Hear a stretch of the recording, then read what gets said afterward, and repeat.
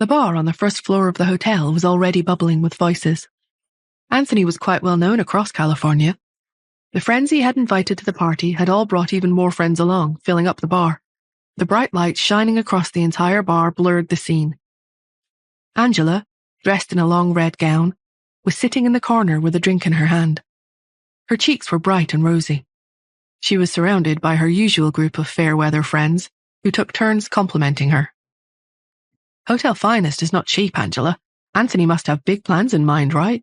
Is he going to propose? He must be proposing, I'm sure of it. Isn't your sister back? That's the end of it, right? Their engagement can officially be considered cancelled. It's all her fault. She spent all those years hiding abroad, refusing to do anything about the engagement. You could have married Anthony a long time ago if not for her. Hey, what is she doing here? Alarmed, Angela turned to look toward the entrance. Nora had dressed just as casually that evening as in the previous days since her return to California. She was wearing comfortably fitted jeans and a black t-shirt that set off the skin around her neck, making it look so fair that it practically glowed white. She was expressionless. Her eyes were slightly lidded, and she gave off a world-weary attitude. Yet her looks were eye-catching and beautiful. She drew the attention of the entire party as soon as she entered the room. The moment she walked into the bar, a waiter rushed to the back to hiss to Anthony, "Mr. Gray, she's here." Anthony stood up immediately. "This is it. Get ready." The loud music in the bar gave Nora a headache, and she was quickly filled with an overwhelming sense of irritation. She looked around the bar indifferently. When she spotted Angela, she headed over toward her. Before she had made it very far, she heard her sister sneer pretentiously, "Why are you here, Nora? Anthony will never agree to meet you." Her friends were quick to chime in. "Nora, you must have heard that Anthony is going to propose tonight. Don't make a scene. Are you here to harass him again? Aren't you ashamed? Even if you are a little prettier now, you've still got your kid to deal with. Why would he ever pay attention to you? Just give it up." Their voices were loud and hateful, but the music was much louder. It quickly drowned out many of their spiteful words, meaning that the standoff between Nora and Angela's followers didn't really attract much attention from the rest of the crowd. Nora wasn't interested in what they had to say. She focused on Angela. "Tell me where my son is." Angela approached her with a sardonic smile. She pointed to the sofa and spoke so that only the two of them could hear. "Nora, if you sit down nicely, watch tonight's show all the way through, give me and Anthony your blessing for everyone to hear, if you do that, I'll tell you." Now Nora understood. Angela wanted to use the marriage proposal scene to humiliate her. Nora knew she didn't have a chance. The private investigators she'd engaged didn't have any leads at all. So as long as there was a glimmer of hope, she was unwilling to give up. Nora sat on the sofa and leaned back. She closed her eyes, her long eyelashes casting shadows on her cheeks as she uttered, "If this is really all you care about, then fine." Angela stared at her fiercely. She didn't understand how her sister could stay so calm. It made her look so foolish in comparison every time. She clenched her fists, searching for something to hurt Nora with. Suddenly, she said, "Hey, Nora, don't you ever wonder what things would have been like if you hadn't been fat? If you'd always been this pretty, would Anthony even have broken off your engagement in the first place?" Nora's eyes suddenly flew open, and they glinted sharply as she glared daggers at Angela. "What did you say to me?" Her obesity had been caused by hormonal injections in her childhood. Years later, she had discovered that her original prescription had been wrong. But knowing that now didn't lessen the pain she had felt struggling with her body as she grew up. Even though she had worked so hard to lose weight and suffered so much, her efforts had been useless for so long. Once she had finally stopped the medication, her body had needed time and careful attention to repair from the damage.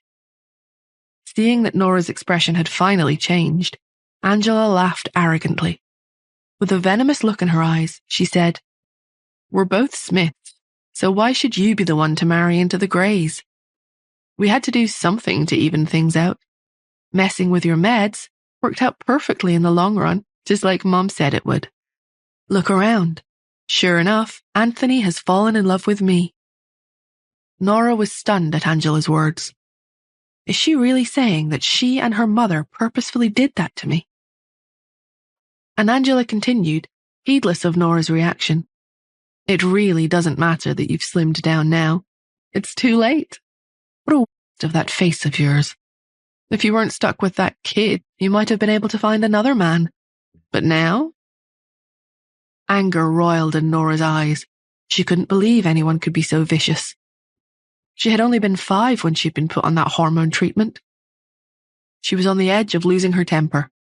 Suddenly, all the lights in the bar went out, and the music came to an abrupt stop. 2 seconds later, a white spotlight shone at the center of the dance floor. Anthony was standing in the light, wearing a white suit, looking as handsome and elegant as ever. He was holding a guitar in his hands. The moment he appeared, everyone in the bar screamed, "Anthony! Anthony!" Everyone in the bar, men and women, cheered and shouted his name. Everyone except Nora and Angela. He smiled and then stretched out a finger and gestured for the crowd to quiet down. A hush instantly fell over the room. He strummed the guitar a few times, and a melody began to take form. He gently hummed a popular, familiar love song. Although it wasn't exactly a pro performance, it was a decent rendition. Angela stood up, tears flowing freely down her face. She couldn't believe it. This night was magic. He's so handsome, and he's mine. After finishing the song, Anthony put down the guitar. He held up the microphone and said, "I booked this whole place and got so many friends to join in today, because I've got a special message for a certain somebody. From the very first moment I laid eyes on you, I knew you were extraordinary." "Yeah, Anthony, Anthony!" Everyone cheered again, building up the atmosphere to a climax. Anthony gave a wave. Immediately, a few pops sounded, and the balloons on the ceiling burst, scattering the room with a shower of rose petals from above. Angela covered her mouth. Her eyes were filled with joyful surprise. This is so romantic. She turned to the side excitedly and sneered at Nora. "Do you see this? Anthony never did anything like this for you. Look at everything he does for me. I'm worth 10 of you." Angela felt like she was flying. Her heart only soared higher when she recognized the envy in the eyes of the other girls around her. She felt like she was going to burst from happiness. Then she saw Anthony slowly walking step by step toward her with a bouquet of roses in his hands. The surrounding crowd cleared a path for him, like an ocean parting. Angela straightened her back. She couldn't help but take a few steps toward him. She knew this day was the highlight of her life. She didn't notice that Anthony only had eyes for someone else. Even in the dimly lit bar, the woman sitting on the sofa was dazzling and eye-catching. He wasn't aware of anyone else, even Angela. All he could think was, this is dramatic enough to be a proposal. She has to at least let me take her out on a date, right? Angela stopped a few steps away from him.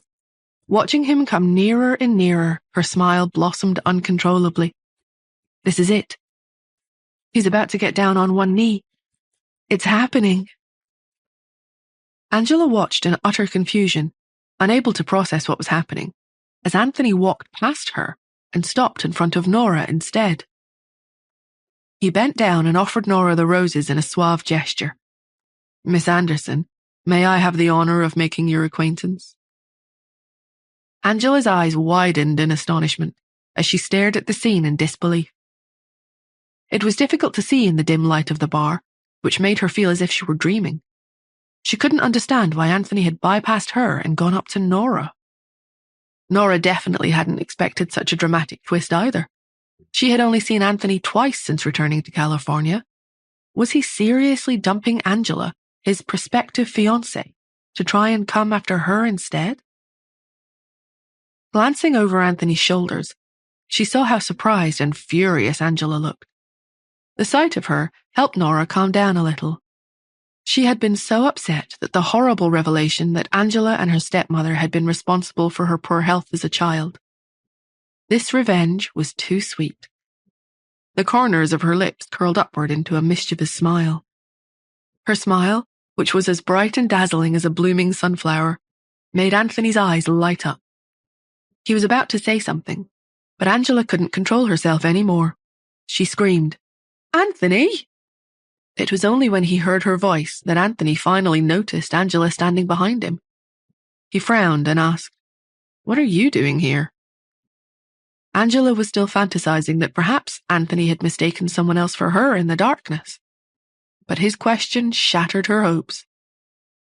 She glared at Nora angrily. You can't have him." Anthony immediately jumped in to stop her. With a stern look, he snapped, "What are you doing, Angela? Don't make a scene." Angela's cheeks flushed angrily. "Are you actually defending her? Do you know?" "Enough," Anthony interrupted her. "Look at yourself, Angela. You're a mess. Can't you be more like Miss Anderson? Try getting some of her charm and charisma." Angela was stunned. "Who did you say she was? Don't you know who she is?" Anthony was taken aback by her question. "She's Isabel Anderson." He turned to the side to see Nora leaning back leisurely on the sofa. With her lips curled into a smile, she said lazily, "Isabel is my middle name. I also have another name. Nora Smith." The whole bar suddenly fell quiet for a moment. Everyone was getting more and more confused. Anthony stared at her in disbelief. "You?" He was so shocked that he could not think of anything to say. Angela managed to react, however. "She's tricked you, Anthony. She's tricked us both. She did it on purpose just to make you look ridiculous. She's turning us into a joke." Nora had ruined her magical proposal. Angela really hated her guts now. Angela shouted to everyone around her, "What are you all just standing around for? Get her! She's ruined everything." Lots of the people in the bar were friends with Angela as well as Anthony. In response to her cries, they began to surround Nora. At the sight of so many people crowding around her, Nora stretched and rolled her shoulders, warming up for the scene she knew was about to come. Meanwhile, Justin had just entered the lobby. He was about to go straight to the elevator when he heard a commotion in the bar. Through the glass walls, he immediately spotted the woman on the sofa. There was a little more frostiness than usual in her perpetually distant expression. There was malice on the faces of everyone around her. From the looks of things, it seemed she was about to be attacked by the whole group. Seeing that they were about to start, Justin diverted his path and entered the bar. "Stop!" Nora had been just about to jump into action, but the sound of Justin's deep, fierce voice made her pause. He strode into the bar, followed by a team of well-trained bodyguards. In no time, they had taken control of the situation. Justin looked as elegant and commanding as ever. He was wearing a luxurious, bespoke, hand-tailored suit. His stance and expression exuded a chilly, menacing aura. His cold eyes swept across the place. Nora, who had only just gotten into the mood to fight, slumped back on the couch.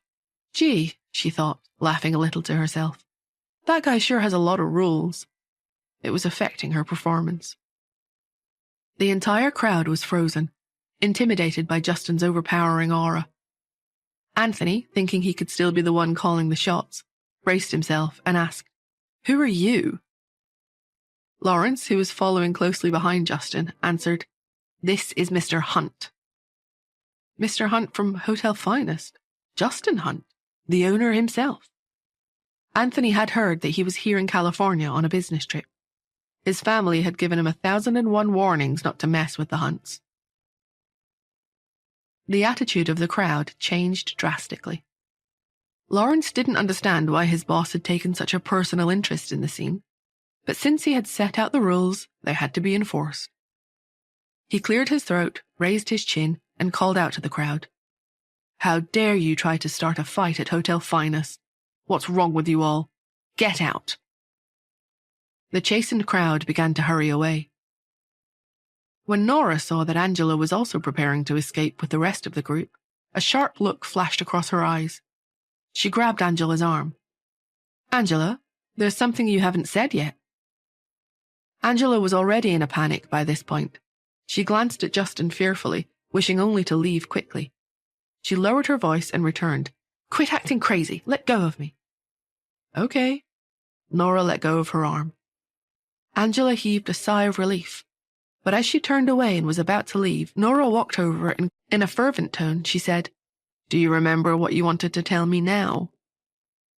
Angela's eyes widened. Desperately, she shouted, "She's attacking me, Mr. Hunt." Justin frowned. That woman's been unexpectedly powerful. She seemed to have some pretty good moves, which made him feel as if his rescue had been a wasted effort. Before he could say anything, Lawrence stepped forward to reprimand her. "Fighting is prohibited in Hotel Finest, Miss Smith. Do you have no regard for Mr. Hunt's rules?" Nora looked up slightly. She had an innocent expression on her face, as if she were the most well-behaved and sensible person in the room. She replied softly, "But I'm just one person. She had the whole crowd coming for me. I was scared. It was self-defense." Frightened, Angela screamed, "Help!" Out of the corner of her eye, Nora could see a couple of Angela's more loyal friends trying to approach them. She glanced at them coldly and said, "Are you ignoring the rules? Coming after me again?" They backed away slowly. Seeing that no one would try and interrupt them again, she looked down at Angela. She hadn't planned to be harsh. They were still half-sisters after all. She had only wanted to know the whereabouts of her son. But now that she knew Angela and her mother had played a part in sabotaging her as a child, messing with her hormones when she was only 5, the fury she felt outweighed her sense of restraint. She sprinted toward a meek-looking Angela and hissed in a dreadful voice, "If you continue to keep silent, I'll be so bad." A trembling Angela couldn't hold it in anymore. She burst into tears and said, I'll talk. I'll tell you what I know about your other child." Please subscribe to the Pocket FM YouTube channel and press the bell icon for instant notification. Check out our channel for more such exciting shows.